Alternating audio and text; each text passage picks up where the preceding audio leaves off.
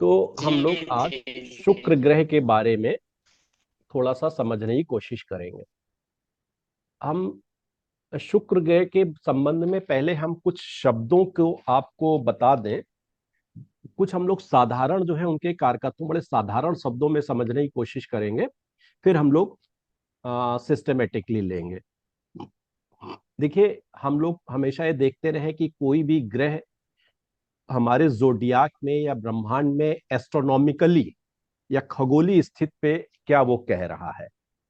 तो ये हम जानते हैं कि सूर्य के चारों तरफ सभी ग्रह परिक्रमा कर रहे हैं। सबसे नियरेस्ट जो है बुध है, उसके बाद शुक्र है, और उसके बाद पृथ्वी है। तो शुक्र ग्रह भी जो है सूर्य के और पृथ्वी के मध्य में है, और पृथ्वी के नजदीक भी है। तो इसलिए ये क्या है कि चूंकि पृथ्वी जो है सूर्य के चारों तरफ 360 दिनों में लगभग चक्कर लगा लेती है, तो सूर्य शुक्र ग्रह भी जो है लगभग जो है 360 दिनों में पूरे जोडियाक का चक्कर लगा लेते हैं। अर्थात इसको अगर हम 12 से डिवाइड करें तो ये भी मार्गी और वक्री होते हुए एक राशि में 30 दिन के औसत में रहते हैं। चलिए, तो ग्रहों की गति हम लोगों ने समझी। चंद्रमा लगभग 2.25 से 2.5 दिन, बुध 24-25 दिन मार्गी वक्री रहते हुए, सूर्य देव 30 दिन औसतन, और मंगल देव 55 से 60 दिन, और गुरु के बारे में हम लोगों ने समझा था 1 वर्ष एक राशि में। चलिए, ब्रह्मांड में जब भी हम लोग देखते हैं, ध्यान देते हैं, तो एस्ट्रोनॉमिकली जो देखा गया है वो ये देखा गया है कि शुक्र ग्रह आकाश में एक बहुत चमकीला ग्रह है। ग्लिटरिंग, ब्राइटनिंग, ब्राइटेस्ट कह लीजिए। तो और दूसरा क्या है, ये ग्रह जो है कभी कभी जो है हम लोगों को कुछ सीजन में सुबह के समय दिखाई देते हैं, सूर्योदय के ठीक पहले, और कभी कभी ये शाम को सूर्योदय के बाद दिखाई देते हैं, रात होने के पहले। तो इनको कभी कभी मॉर्निंग स्टार और इवनिंग स्टार भी कहा जाता है। अब हमारा ये उद्देश्य है कि जो एस्ट्रोनॉमिकली कोई प्लेनेट फिजिकली जो दिख रहे हैं, उससे हमें एस्ट्रोलॉजी क्या समझ में आती है। तो शुक्र के बारे में कहा गया है कि ये सर्वाधिक चमकीले ग्रह हैं ब्रह्मांड के। चमकीले का मतलब ये हुआ आकर्षक, जिसको मतलब हमको देखते मतलब है तो कितना चमकीला ग्रह। भाई देखिए, 10-20 हजार तारों में कोई भी एक चमक वाला दिखाई दे रहा, तो सबका निगाह उधर ही जाएगी, टिमटिमाता हुआ, चमकता हुआ। तो ग्लिटरिंग या ब्राइटनेस, ये जो है बुद्ध की खूबसूरती है, सॉरी शुक्र की। तो शुक्र क्या हो गए, सबसे आकर्षक ग्रह हो गए इस प्लेनेटरी सिस्टम के। तो एक चीज ये हमें समझ में आती है कि शुक्र आकर्षक है, तो इसका मतलब ये हुआ संसार में, इस ब्रह्मांड में, हमारे दैनिक जीवन से लेकर के, दैनिक उपयोग से लेकर के अन्य पूरे ब्रह्मांड में जो कुछ भी आकर्षक है वो सब शुक्र है। मतलब क्या हुआ, ऐसी तमाम दृश्य या वस्तुएं जिससे हमारा ध्यान हटाए ना हटे, या जो हमें आकर्षित करें, तो वो सब शुक्र है। अब हम इसको थोड़ा सा डिटेल में और समझने की कोशिश करते हैं। तो शुक्र का मतलब हो गया कि आकर्षण। आकर्षण हमारे प्रति कोई आकर्षित हो, या हम किन्हीं के प्रति आकर्षित हो, तो ये आकर्षण हमें कौन देता है, शुक्र देते हैं। और हम लोग जानते हैं कि जो भौतिक वस्तुएं हैं, जो फिजिकली हमको दिखता है, वही हमें आकर्षित करती हैं। और कुछ जो है हमारे संबंध होते हैं, सामाजिक संबंध, वो हमें आकर्षित करते हैं। तो इसको हम लोग इस तरह समझ सकते हैं कि जो फिजिकली जो दिख रहा है वो हम लोग इंद्रियों के माध्यम से देखते हैं। और काल पुरुष की कुंडली में देखिए सामने बना हुआ है, काल पुरुष की कुंडली में जैसा कि मैं बार बार बताता रहता हूं, दूसरे नंबर पर वृषभ राशि आती है जिसके स्वामी शुक्र हैं, और 7वें नंबर पर तुला राशि आती है जिसके भी स्वामी शुक्र हैं।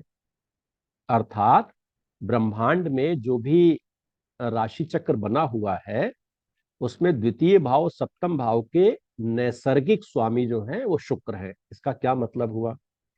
हम लोग जब भावों के बारे में एक प्रारंभिक जानकारी ले रहे थे तो हम लोगों ने ये समझा था दूसरे भाव को हम लोग धन भाव कहते हैं और सातवां भाव जाया भाव कहा गया था। जाया माने जीवन साथी, माने विवाह, जिससे विवाह हुआ हो। और विवाह एक संबंध है, ठीक है। अभी हम लोग उसको डिटेल में लेंगे। तो सेकेंड हाउस से हम लोग देखते हैं धन। और हम लोगों ने ये भी कहा था 12 भावों से हम लोग अपने शरीर के विभिन्न हिस्सों को भी बांट करके देखते हैं, बॉडी पार्ट्स को भी। तो सेकेंड हाउस क्या है? हमारा चेहरा, इतना ये चेहरा, फेस। फर्स्ट हाउस हम लोगों ने समझा था हमारा ये है, यहां से लेके पीछे जो स्कल है हमारा, जहां ब्रेन है। सेकेंड हाउस क्या है? ये पूरा चेहरा। सेकेंड हाउस में है क्या? चेहरे में है क्या? हमारे पास आंखें हैं, नाक है, कान है, मुंह है जिसमें जीवा है। ये सब क्या है? हमारी ज्ञानेंद्रियां हैं। और इन्हीं से हम लोग जो है आकर्षण या अच्छी चीजों को या अच्छे बुरे को हम लोग महसूस करते हैं। तो शुक्र क्या है? जितने भी आकर्षक दृश्य हो, आकर्षक वस्तुएं हो, आकर्षक व्यक्तित्व हो, आकर्षक जो आजकल ये चल रहा है हमारे आ, मतलब नेट वर्किंग सर्किल में या सोशल मीडिया, जो भी सोशल मीडिया के लिए फेसबुक, ट्विटर, व्हाट्सएप, मतलब आप देखते हैं इनको ऐसी लोगों को लत लगी होती है कि एक सेकंड के लिए भी इससे दूर नहीं रहना चाहते। तो हमको इतना ये अपनी तरफ आकर्षित कर लेती हैं कि हम उससे दूर नहीं रह सकते। तो ये जो भी आकर्षण है मतलब इंद्रियों के माध्यम से, अब आंखों के माध्यम से हम लोगों ने सुंदर वस्तुएं देखी, सुंदर व्यक्ति देखे, सुंदर सीनरी देखी, वो सुंदर प्राणी देखे, कुछ भी चीज, वॉट एवर सुंदरता, वो सब क्या है? शुक्र है। संसार में जो कुछ भी हमें आकर्षित करे, इसके बहुत से उदाहरण हो सकते हैं, मैं तो कुछ उदाहरण दे रहा हूं। फिर क्या है? कानों से, कानों में सुनने में जो कुछ भी अच्छा लगे। अब किसी को कर्कश वाणी तो सुनने में अच्छी नहीं लगती है ना? तो किसी को कुछ गाली गलौज या लड़ाई झगड़ा भी जो सुनने में अच्छा लगता है। तो शुक्र क्या है? मधुर है, अच्छा बोलना, अच्छा सुनना, सौंदर्य प्रिय सुनना। अब सुनने में देखिए, किसी को फिल्मी गाने अच्छे लगते हैं, किसी को वेस्टर्न म्यूजिक अच्छा लगता है, किसी को धार्मिक भजन अच्छे लगते हैं, लाइट म्यूजिक अच्छा लगता है, किसी को खाली ट्यूनिंग पसंद है। ये तो थोड़ा ग्रहों का और भी कुछ कॉम्बिनेशन होता है। लेकिन जो भी हमें सुनने में भी आकर्षक लगे, सुनने भी हमारा मन खींचे और हम लगातार जिसको सुने, तो ये जो म्यूजिक जो इंडस्ट्री है पूरी, जो भी म्यूजिक है, वो सारा शुक्र से गवर्न है। राइट? अच्छी वाणी और जो मधुर संगीत, मधुर गीत। देखिए, गीत एक वीर रस के हैं, वो अलग चीज है। जो सौंदर्य प्रिय गीत है वो शुक्र के दायरे में है, जहां से भावनाएं भी अलग अलग तरीके की आती हैं। तो जो कुछ भी हमें अच्छा सुनाई दे, वो सब शुक्र है, जिसको हम पसंद करें सुनना, वो म्यूजिक। और music is very wide area, है ना? वो मतलब श्री राम का भजन भी हो सकता है, जैसे मिश्रा बंधु गाते रहते हैं, गजल भी हो सकती है, कुछ भी हो सकता है। हाँ, आंखों से देखने वाले मामले में एक और चीज था, जो हमारा मतलब फिल्म इंडस्ट्री है, क्योंकि वहां से हमें सुंदर सिनेमा देखने को मिलता है जो हमें आकर्षित करता है, आंखों को, इंद्रियों को अच्छा लगता है, तो वो फिल्म इंडस्ट्री भी शुक्र है। म्यूजिक इंडस्ट्री, क्योंकि हमें मधुर ध्वनि वहां से सुनने को मिलती है, वो हमें आकर्षित करती है, तो ये हो गया।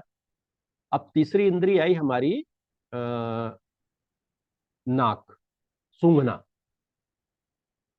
तो जितनी भी सुगंध प्रिय वस्तुएं हैं, चंदन से लेकर के जितने भी एरो मतलब फ्रेग्रेंसेस हैं, ये सब शुक्र से कवर्ड है।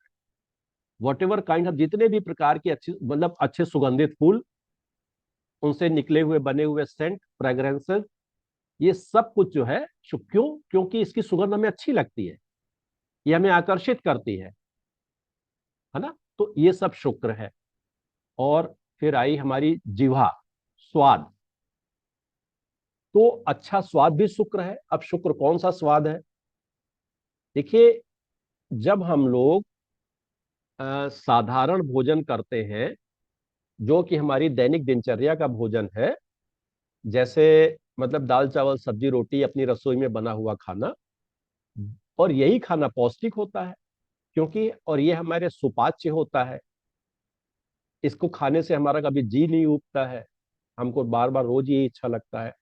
तो ये जो हमारे खाना है जिसे दैनिक जीवन में चलता है और जो हमारे लिए पोषक है, ये सब कौन देता है? चंद्रमा के दायरे में है। लेकिन जो भी सजा हुआ, है ना, एक चटपटा आकर्षक तरीके से परोसा गया जो भी भोजन है, वो सब क्या है? शुक्र है। अब वर्तमान में आप देखिए, जो भी देखिए, फूड की कितनी वैरायटी चली हुई है ना। एक से एक आकर्षक जो है, स्वीट्स है, केक्स है, कॉन्फेक्शनरी है, pizza burger what ever it, जहां जहां तक आपकी निगाह जाए, जो भी आकर्षक रूप से जिह्वा को ज्यादा टेस्ट देने वाला, और ज्यादा चटपटा, ये सब चीजें जो है वो सब शुक्र है। मतलब सजा हुआ कॉन्फेक्शनरी हो गई, स्वीट भी है, डिफरेंट कलर्स ऑफ स्वीट्स हो गए, है ना, केक्स हो गए, जो भी आप सोच सकें, वो सब क्या है? शुक्र है। तो ये देखिए, शुक्र को समझना कितना आसान है। ठीक है। अब दूसरी तरफ हम लोग थोड़ा और दायरा बढ़ाते हैं। हम्म, शुक्र क्या है? एक आप लोगों ने आजकल बड़ा नाम चल रहा है विकास। विकास हो रहा है, विकास हो रहा है, विकास करेंगे। तो इस विकास से आप लोग क्या समझते हैं? थोड़ा सा हमको जानकारी दीजिए कोई लोग।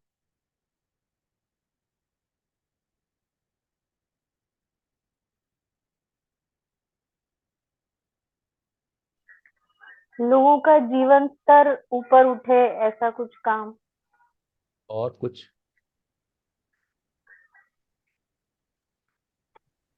मतलब उसमें लोगों की इनकम बढ़ाना, बेसिक सुविधाएं उनको प्रोवाइड करना,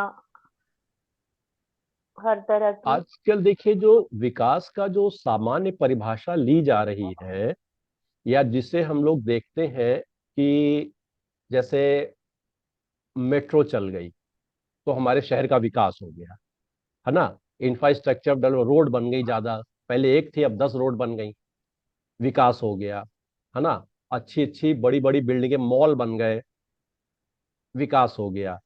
मतलब क्या हुआ कि जो फिजिकली हमको बढ़ा हुआ दिख रहा है, वही विकास है ना। और दूसरा कौन सा विकास है?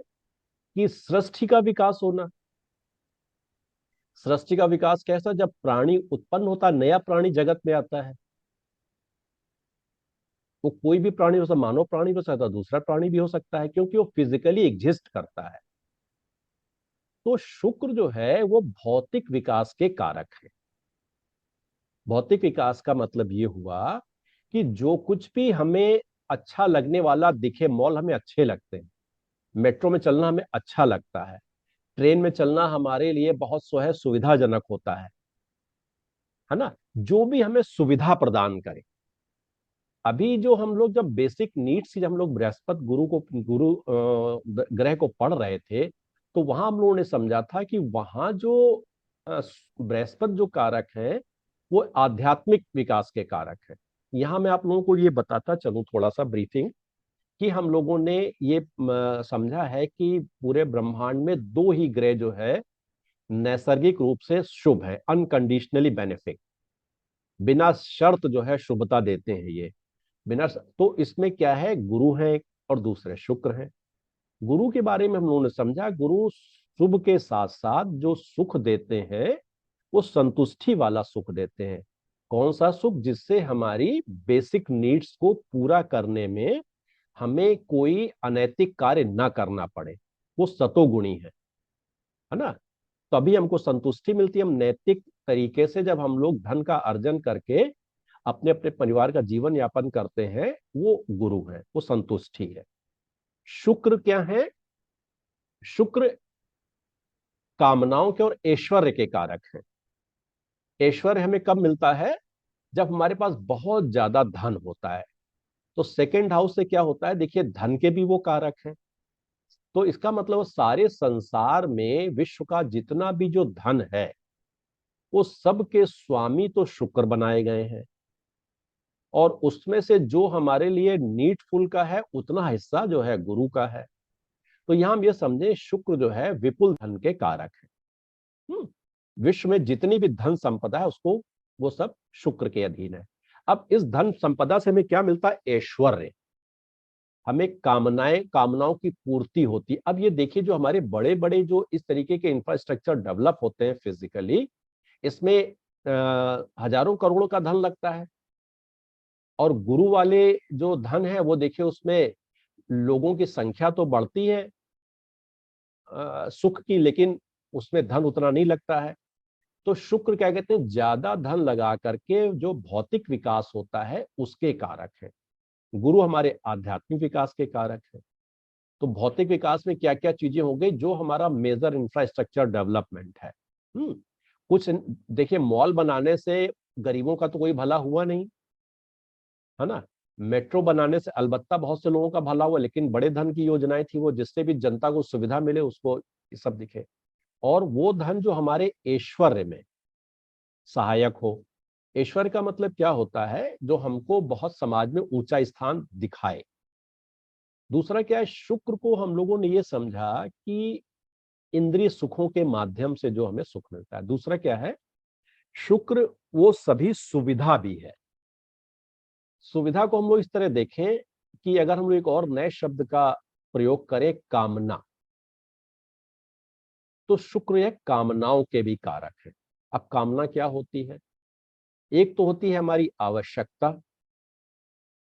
रहने के लिए घर हमारी आवश्यकता है, लेकिन एक घर जब हमारे पास हो जाए या फिर जिसमें भी हमारी जरूरत पूरी हो जाए, उससे हमें बड़ा घर चाहिए। हमारा काम 3 कमरों 4 कमरों में हो सकता है, हमें 10 कमरे वाला मकान चाहिए। वो हमारी कामनाएं। बैठने के लिए सामान्य टेबल चेयर से काम चल जाता है, लेकिन लग्जरियस सोफा चाहिए, वो हमारी कामनाएं हैं। छोटी गाड़ी से काम चल सकता है, हमें बड़ी बड़ी गाड़ी चाहिए और बड़ी 2-4 गाड़ी चाहिए, वो हमारी कामनाएं। एक मोबाइल हैंडसेट से काम चल सकता है, लेकिन बहुत अच्छा मोबाइल हैंडसेट से हमारी कामनाएं हैं। और तो इन कामनाओं को भी कारक जो है शुक्र है, यानी आवश्यकता से अधिक जो भी हमारी आवश्यकता है, जिससे हमारी जरूरत जरूरत पूरी हो सकती है, उससे अधिक जो भी मूल्यवान है या आकर्षक है, वो सब क्या है, शुक्र के दायरे में है। ठीक है। तो शुक्र क्या हो गया, इस तरीके से हमारे भौतिक विकास के कारक है। गुरु क्या है, आध्यात्मिक विकास के कारक है। तो हम लोगों ने शुक्र की एक राशि जो वृषभ राशि है, जो सेकंड हाउस जिसके हिस्से में है, जिससे हम लोग धन और ये बॉडी पार्ट्स के रूप में चेहरा देखते हैं, इसके लिए हम लोगों ने समझा। अब दूसरा क्या है, शुक्र जो है नेचुरल जोडियाक में सप्तम भाव के स्वामी।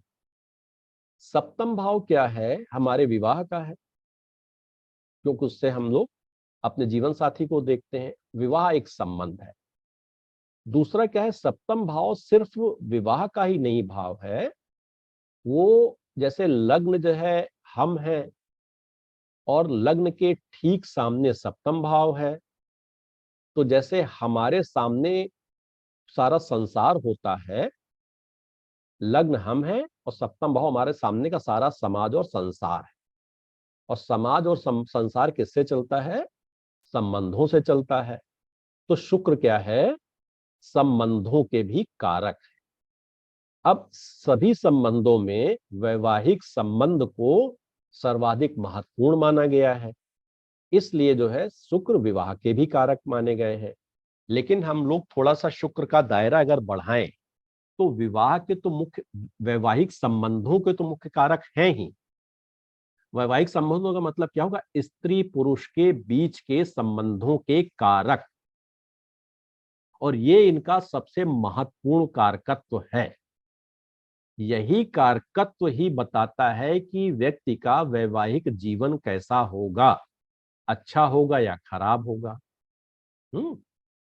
और इसके अतिरिक्त, ये विशेष संबंध के अतिरिक्त समाज के मतलब अन्य लोगों से जो हमारे संबंध हैं, मित्रता के संबंध हो या कैसे भी संबंध हो, वो सबके कारक शुक्र है। और शुक्र चूंकि स्त्री ग्रह है, इसलिए प्रेम संबंधों के भी कारक कहे गए हैं। स्त्री ग्रह के रूप में आप लोग और अच्छी चीज समझेंगे। तो शुक्र काहे काहे कारक हो गए?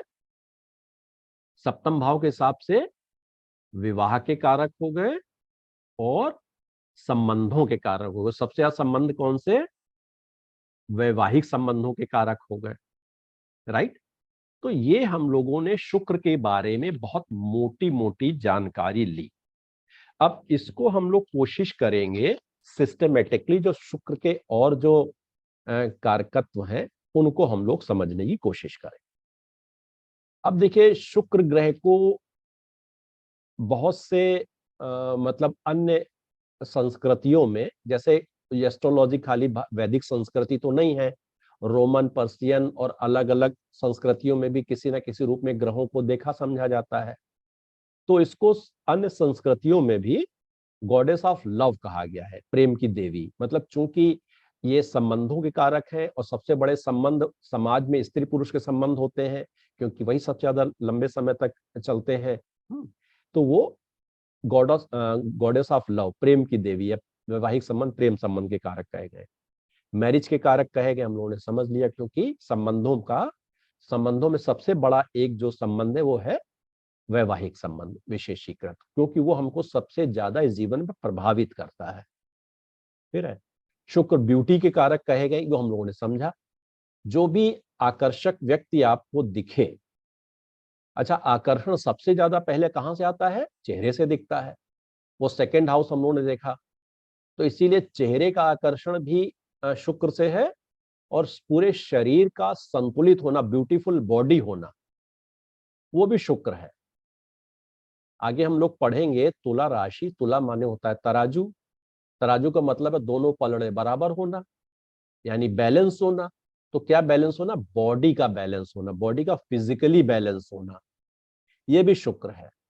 तो हम लोगों को भाई मोटा थुलथला वैसा आदमी, तो बेडौल आदमी नहीं अच्छा लगता है, या औरत नहीं अच्छी लगती है, बेडौल पशु नहीं अच्छा लगता है। तो संतुलित शरीर भी है, वो भी शुक्र की ही देन है। तो हमारे व्यक्तित्व का आकर्षण, शुक्र का आकर्षण, सॉरी शरीर का आकर्षण, चेहरे का आकर्षण, ये सब शुक्र है, राइट। और क्या है? शुक्र को कंफर्ट का प्लेनेट भी कहा गया। कंफर्ट माने आराम मिलना, सुविधा मिलना। तो अब देखिए, जैसे पहले जब बैलगाड़ी में हम लोग ट्रेवलिंग करते थे या साइकिल से ट्रेवलिंग करते, जिसमें बहुत शारीरिक श्रम भी लगता था, थोड़ा शरीर को कष्ट भी होता था, है ना, तब भी जो है परिवहन के कारक शुक्र ही थे। लेकिन उसको, बैलगाड़ी को बड़ा लोग आकर्षक बना देते थे, ऊपर क्या कहते हैं उसको, छतवत बना दी और गद्देदार बना दिया। तो वो जब साधारण बैलगाड़ी है वो शुक्र नहीं है, जब आप इसको आरामदायक बना देते हैं वो शुक्र हो जाता है। तो शुक्र इसीलिए क्या है कि जिस जिस चीज से हमें आराम मिले, वाहनों से हमें आराम मिलता है, क्यों? हम सर्दी, गर्मी, धूप, बरसात से बचे रहते हैं, गद्देदार सीट पे बैठते हैं, बहुत कम मेहनत के हम इसको चला सकते हैं, अपने गंतव्य तक जल्दी पहुंच जाते हैं। तो शुक्र क्या है? वाहनों के कारक है। क्यों? क्योंकि शुक्र कंफर्ट है, आराम है, सुविधा है, सुख है। अब जो लग्जरियस आप डोमेस्टिक आर्टिकल्स देखते हैं, वो सब शुक्र है। इससे हम भाई सिलबट्टे की छोड़ के आप मिक्सी पे आ गए, शुक्र है ना। तो अब पहले चूल्हा जला करके आप जो है खाना बनाते थे, अब क्या गैस है, वो शुक्र है, क्योंकि इसने हमें सुविधा दी, हमें कंफर्ट दिया। तो जितने भी आधुनिक डोमेस्टिक आर्टिकल्स हैं, ये सब शुक्र है, राइट। क्यों? क्योंकि हमें कंफर्ट देते, कंफर्ट इन द सेंस कि हर तरीके से समय बचाया, ऊर्जा बचाई, हमारी मेहनत बचाई, हमारा श्रम बचाया। ये सब क्या है? हमें कंफर्ट देते, राइट। शुक्र को कहा गया है महालक्ष्मी। बड़ा साधारण है।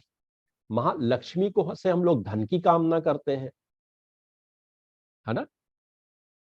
और सारा धन संसार का किसके पास है? शुक्र के पास है। इसलिए शुक्र को महालक्ष्मी भी कहा गया। ये भी कहा गया शुक्र की अधिष्ठात्री देवी जो है वो महालक्ष्मी।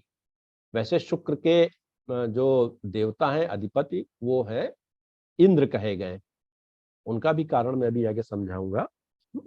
तो महालक्ष्मी, महालक्ष्मी माने जो हमें धन दे। शुक्र क्या देते हैं हमें? धन देते। कौन सा धन देते हैं हमें? ऐशो आराम के लिए धन, है ना। जो हमारी आवश्यकताओं की पूर्ति का धन है वो गुरु है। और जो हमारे ऐशो आराम के लिए, ऐशो आराम के लिए और ऐश्वर्य के लिए और हमें लग्जरी के लिए, कंफर्ट के लिए जो धन मिलता है वो शुक्र है। राइट। चलिए, तो ये तो हो गए शुक्र के जो समस्त जो छोटे छोटे कारकत्व हैं। ठीक है, इससे हम लोगों ने समझा। अब यहां तक छोटी मोटी चीजें हैं, किसी को कोई डाउट हो तो पूछ ले, फिर मैं इसका सेकंड फेज लेकर के चलूं।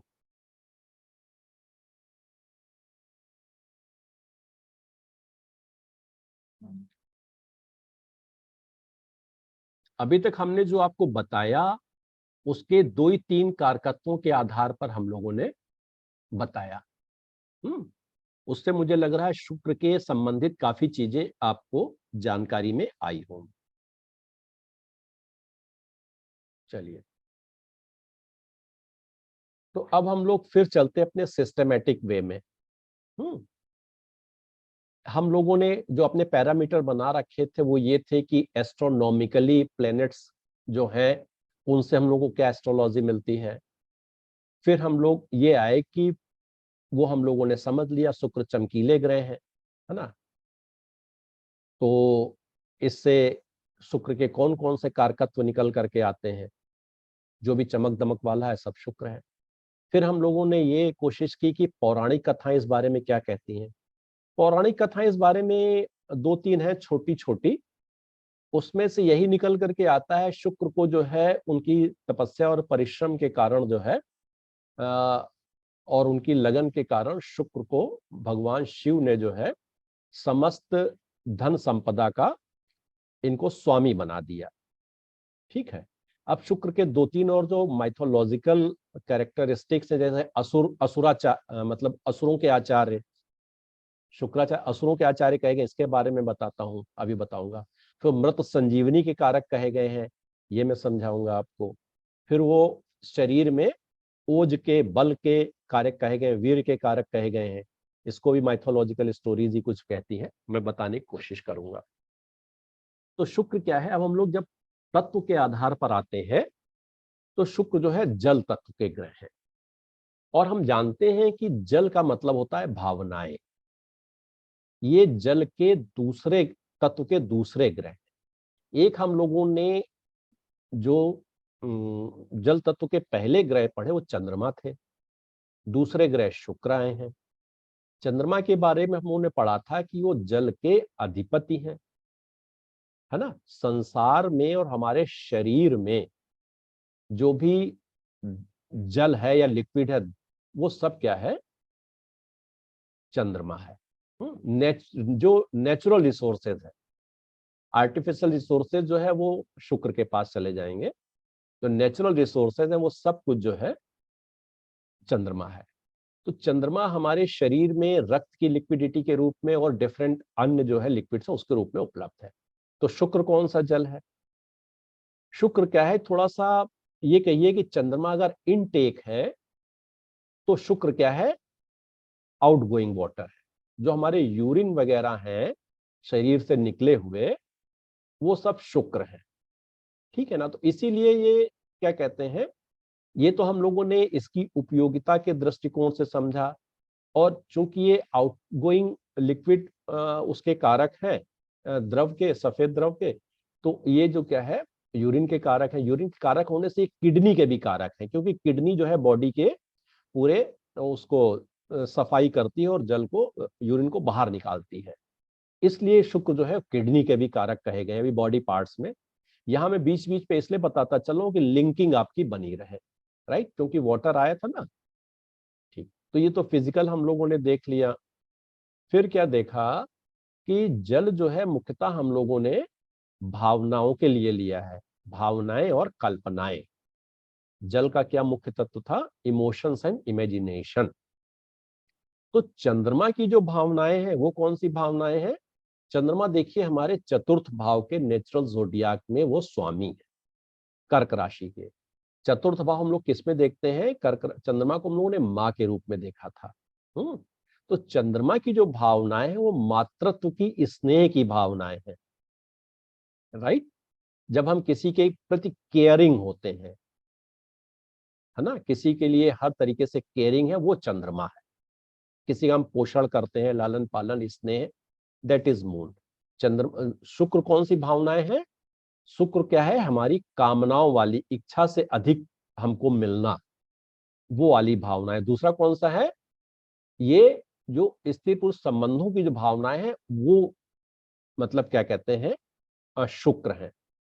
शुक्र देखिए, जब असुरों के आचार्य की बात जब कहे गए हैं, तो यहां भी जैसे एक मंगल के साथ वो पैशन जुड़ता है, वैसे शुक्र के साथ भी उनकी भावनाओं में भी एक जो है पैशन जुड़ता है, आवेग, आवेशपूर्ण भावनाएं, तीक्ष्ण, तेजी से, है ना, कामुकतापूर्ण भावनाएं, क्रोधी, गुस्सैल। शुक्राचार्य भी कम गुस्सैल नहीं थे।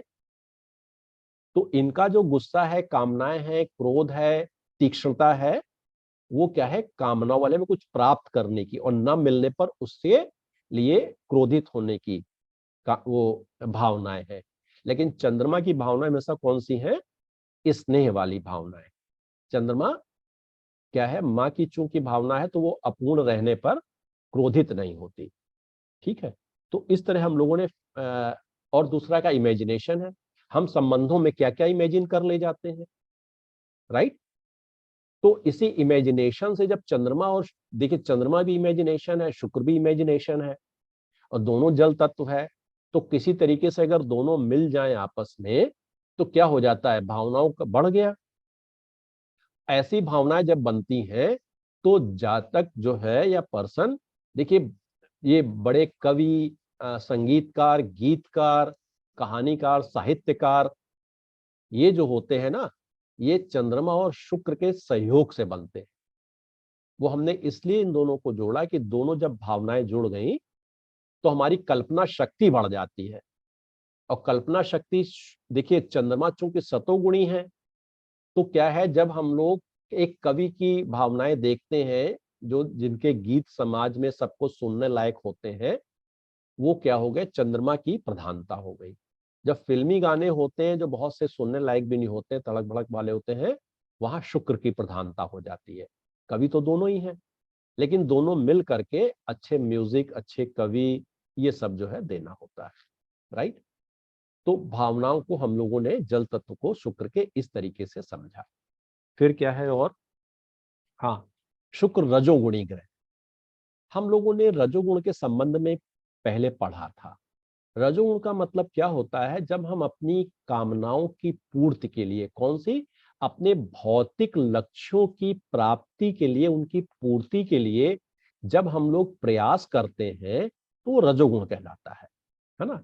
रजोगुण में क्या है कि हमें जैसे कोई पद की प्राप्ति करनी है, किसी वस्तु की प्राप्त करनी, किसी संबंध की प्राप्त करनी है, उसके लिए हम लोग जो है दौड़ धूप करते हैं, एक्टिव होते हैं, क्रियाशील होते हैं, है ना, और थोड़ा अपना बल लगाते हैं, थोड़ा उत्तेजना उसमें आती है। तो वो सब क्या है? रजोगुण है। और जैसा हम लोगों ने समझा है, शुक्र चूंकि इस धन के कारक है, ऐश्वर्य के कारक है ना, तो इसलिए उनमें रजोगुण की प्रधानता है। रजोगुण के दो ही ग्रह हैं, बुध हैं और शुक्र है। बुध में रजोगुण इसलिए है कि बुध व्यापार के ग्रह हैं, धन के वो भी गए, लेकिन व्यापार से प्राप्त धन है वो, वहां मात्रा क्या है? कम है थोड़ी सी। और व्यापार में भी हमको लगातार प्रयास करने पड़ते, एक्टिव रहने पड़ता है। तो रजोगुण का मतलब होता है एक्टिव होना। शुक्र क्या होता है? हमेशा अपनी कामनाओं की पूर्ति के लिए जातक को एक्टिव रखते हैं।